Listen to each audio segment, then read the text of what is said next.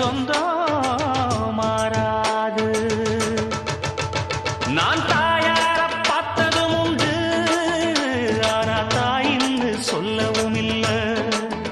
தினம் பாலூட்டி என்ன வளர்த்த பரிவான சொந்த